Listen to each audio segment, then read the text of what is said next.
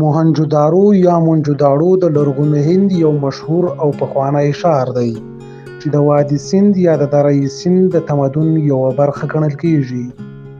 موهنجوداړو د اوسني پاکستان د سند په ایالت کې پروت دی چې د لړکانې نه 20 کیلومتره او د سکر نه سویل لویدیځ ته په 80 کیلومترۍ کې موقعیت لري. د موهنجوداړو معنا د مړو غونډۍ ده او د هارپا یا هړپه نه 400 میله واټن لري. موهنجوداړو د لرغونپوهانو د اټکلونو له مخې د عیسی مسیح علیه السلام تر زیږېدو 2600 کلونه وړاندې جوړ شوی و چې دغه ښار د عیسی مسیح تر زیږېدو 1800 کاله دمخه وران شوی چې لرغونپوهان د ورانېدو عوامل طبیعي پیښې لکه زلزلې، د سیند د دریاب د مسیر بدلون، سیلاونه او یا هم بهرني یرغلونه ښیي. ویل کېږي چې دا ښار 7 ځلې وران او بیا له سره ودان شوی و. د موهنجوداړو ښار د 20مې پېړۍ په 3مه لسیزه یعنی په 1922 زیږدیز کال کې د هندوستان د لرغون پیژندنې ادارې د یوه تن غړي راکلداس باندیو پادیهای چې په ارکي بینرجي سره یې هم شهرت درلود له 1885 څخه تر 1913 زیږدیز کال پورې ژوند کړی او په اصل کې د هندوستان د بنګال اوسیدونکی و او په لرغون پیژندنې او د لرغوني هندوستان په تاریخ او کلچر کې ماهر او پوهو لخوا کشف شو. باید ووایو چې نوموړی د کلکتې او بنارس په پوهنتونو کې د لرغون پیژندنې استاد هم و او د ده کتاب د هندوستان 15000 کلن ښار نومیده چې په 1934 کال کې په هندوستان کې چاپ شوی دی.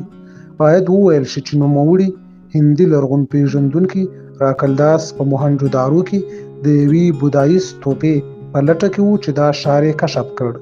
بیا تر هغه وروسته ځینو نورو لرغونپوهانو لکه سر جان هایبورت مارشال، کی ان ډیکشټ، ایرنیسټ مکاکي او نورو په دې لرغوني ښار کې کیندنې وکړې.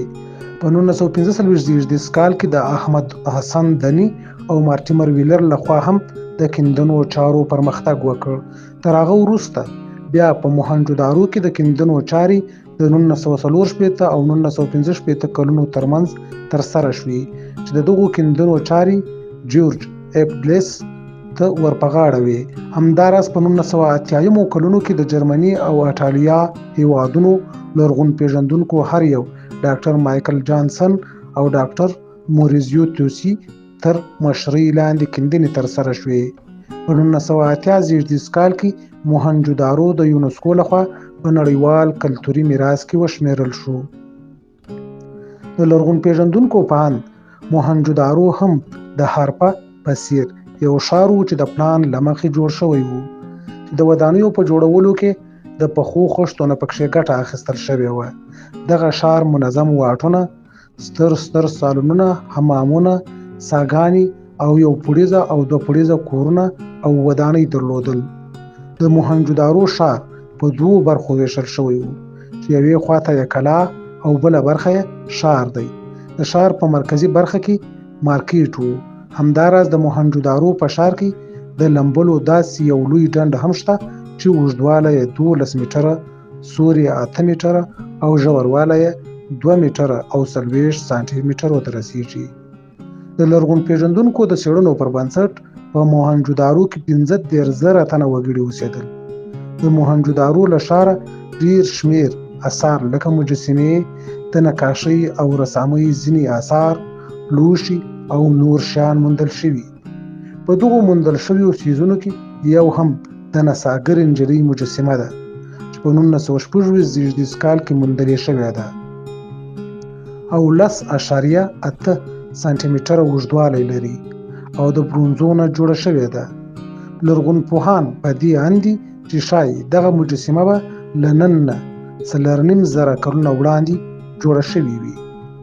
بله مجسمه د روحاني واکمن مجسمه ده چې 12.5 سانتي میټره ده او په 1920 زیږدیز کال کې د کیندنو په ترڅ کې موندلې شوې ده او ویل کېږي چې نوموړی روحاني به د موهنجودارو د ښار واکمن و.